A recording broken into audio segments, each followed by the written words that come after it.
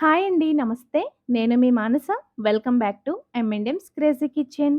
ఈరోజు మన కిచెన్‌లో పిల్లలు ఏదైనా స్వీట్ చేయమని అడిగితే పాలు, పంచదార అవసరం లేకుండా హెల్తీగా ఇలా జొన్న పిండితో హల్వా చేసి పెట్టండి. చాలా ఇష్టంగా తింటారు. ఇది చేయడానికి పెద్ద టైం కూడా పట్టదండి. చాలా ఈజీగా చేసుకునే రెసిపీ. సో, లేట్ చేయకుండా ఈ రెసిపీ ఎలా ప్రిపేర్ చేసుకోవాలో చూసేద్దాం రండి. జొన్న పిండి హల్వా కోసం స్టవ్ మీద పాన్ పెట్టుకొని అందులోకి 1 కప్ వరకు జొన్న పిండి తీసుకోండి. ఇది బయట కొన్నదైనా పర్వాలేదు, ఇంట్లో ఆడించుకున్నదైనా పర్వాలేదు.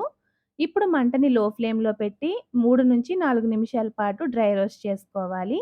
ఇప్పుడు మనం జొన్న పిండి తీసుకున్న కప్‌తోనే ముప్పావు కప్పు వరకు రూమ్ టెంపరేచర్‌లో ఉన్న నెయ్యి వేసుకొని, ఈ నెయ్యిలో ఎక్కడ ఉండలన్నవి ఫార్మ్ అవ్వకుండా పిండంతటిని కూడా బాగా కలుపుకోవాలి.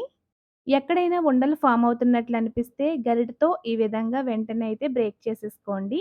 సో, ఒక పక్కన ఇది ఇలా ఉడుకుతూ ఉండగా, ఇంకొక పక్కన స్టవ్ ఆన్ చేసుకొని, ఒక గిన్నె పెట్టి అందులోకి మనం జొన్న పిండి తీసుకున్న కప్‌తోనే 1 కప్ వరకు తురిమిన బెల్లం, 2 కప్పుల వరకు వాటర్ యాడ్ చేసుకొని బెల్లాన్ని పూర్తిగా కరిగించేసుకోండి. బెల్లం కరుగుతున్నప్పుడే ప్యారలల్‌గా పిండిని కూడా కలుపుకోవాలి. లేకపోతే ఒకే చోట ఉండేసరికి అది మాడిపోతూ ఉంటుందనమాట.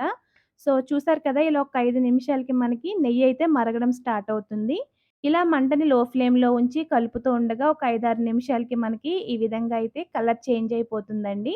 సో, కలర్ చేంజ్ అయిన తర్వాత ఇప్పుడు ఇందులోకి మనం ముందుగా కరిగించి పెట్టుకున్న బెల్లం వాటర్ అంతా కూడా ఫిల్టర్ చేసి వేసేసుకోండి. ఇప్పుడు ఎక్కడ ఉండలనేవి ఫార్మ్ అవ్వకుండా ఎంత వీలైతే అంత స్పీడ్‌గా మీరు పిండంతటిని కలపాలి. ఇలా ఒక 2 నిమిషాలు కలిపేసరికి మనకి పిండంతా దగ్గర పడిపోతుంది. చూడండి ఇందాకడ మీద కాస్త దగ్గర పడింది కదా! ఇలా కలుపుతూ ఉడికించుకోవాలి. ఎప్పుడైతే మనకి హల్వాలోంచి నెయ్యి సెపరేట్ అవుతుందో, ఆ టైంలో చిటికెడంత సాల్ట్ యాడ్ చేసుకోండి. అలాగే పావు టీ స్పూన్ వరకు సొంఠి పొడి వేసుకోండి. సొంఠి పొడి ఆప్షనల్ ఉంటే వేసుకోండి. లేతే స్కిప్ చేయొచ్చు. ఇందులోనే పావు టీ స్పూన్ వరకు ఇలాచీ పొడి కూడా వేసుకోండి. అలాగే కలర్ కోసం ఇందులో కొద్దిగా సాఫ్రాన్ వేశాను. మీకు నచ్చితే కాస్త రెడ్ ఫుడ్ కలర్ కూడా వేసి కలుపుకోవచ్చండి.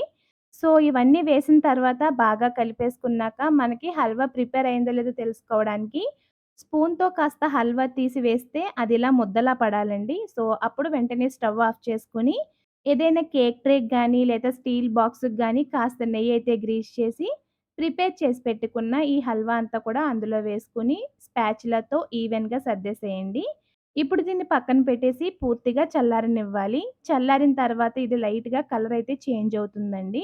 ఇప్పుడు ఈ హల్వాని వేరొక ప్లేట్‌లోకి డీమౌల్డ్ చేసుకొని చిన్న పీసెస్‌లా కట్ చేసి సర్వ్ చేసుకోవడమే.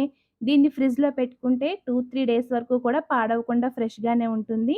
చూసారు కదండీ! పంచదార వాడకుండా హెల్తీగా జొన్న పిండి, బెల్లంతో చేసుకునే హల్వా రెసిపీ. మీరు కూడా ఈ రెసిపీని తప్పకుండా ట్రై చేసి, మీకు ఈ రెసిపీ ఎలా వచ్చిందో మాకు కామెంట్స్‌లో షేర్ చేయండి.